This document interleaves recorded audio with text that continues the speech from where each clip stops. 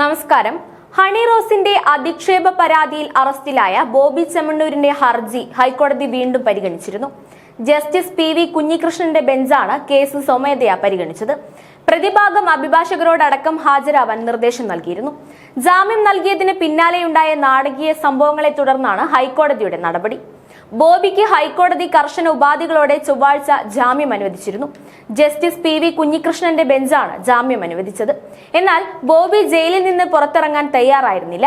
വിവിധ കേസുകളിൽ പ്രതിയായി ജയിലിൽ കഴിയുന്നവരിൽ ജാമ്യം ലഭിച്ചിട്ടും പുറത്തിറങ്ങാനാവാത്തവർക്ക് ഐക്യദാർഢ്യം പ്രഖ്യാപിച്ചായിരുന്നു ബോബി ജയിലിൽ തന്നെ തുടർന്നത്. ജാമ്യ ഉത്തരവ് ഹാജരാക്കാത്തതിനാലാണ് ചൊവ്വാഴ്ച പുറത്തുവിടാതിരുന്നതെന്നാണ് ജയിൽ സൂപ്രണ്ട് രാജു എബ്രഹാം അറിയിച്ചത്. ജാമ്യ വാർത്ത പുറത്തു വന്നതിന് പിന്നാലെ ജയിലിന് പുറത്ത് ബോബി ചെമ്മണ്ണൂരിനെ അനുകൂലിച്ച് നൂറുകണക്കിന് പേർ ഒത്തുകൂടിയിരുന്നു. ഈ സംഭവങ്ങളിൽ ഹൈക്കോടതിക്ക് അതൃപ്തിയുണ്ടെന്നാണ് സൂചന. ജുഡീഷ്യറിയെ വെല്ലുവിളിക്കുന്ന രീതിയിലാണ് പ്രതിഭാഗം പ്രവർത്തിക്കുന്നത് എന്ന വിലയിരുത്തലാണ് കോടതിക്കുള്ളതെന്നാണ് സൂചന. ബുധനാഴ്ച രാവിലെയോടെ ജാമ്യോത്തരവ് ജയിലിൽ എത്തിച്ചതിന് പിന്നാലെ നിമിഷങ്ങൾക്കുള്ളിൽ തന്നെ ബോബി ജയിലിൽ നിന്ന് പുറത്തിറങ്ങിയിരുന്നു. ട്രാഫിക് ബ്ലോക്ക് കാരണമാണ് ചൊവ്വാഴ്ച ഉത്തരവ് ജയിലിൽ എത്തിക്കാൻ കഴിയാതിരുന്നതെന്നായിരുന്നു അഭിഭാഷകരുടെ വാദം. ഇത് സത്യവാങ്മൂലമായി ജയിൽ അധികൃതർക്ക് എഴുതി നൽകിയിരുന്നു. വിവിധ കേസുകളിൽ പ്രതിയായി ജയിലിൽ കഴിയുന്നവരിൽ ജാമ്യം ലഭിച്ചിട്ടും പുറത്തിറങ്ങാനാവാത്തവർക്ക് ഐക്യദാർഢ്യം പ്രഖ്യാപിച്ച് ബോബി കഴിഞ്ഞ ദിവസം ജയിൽ മോചിതനാകാൻ തയ്യാറായിരുന്നില്ല.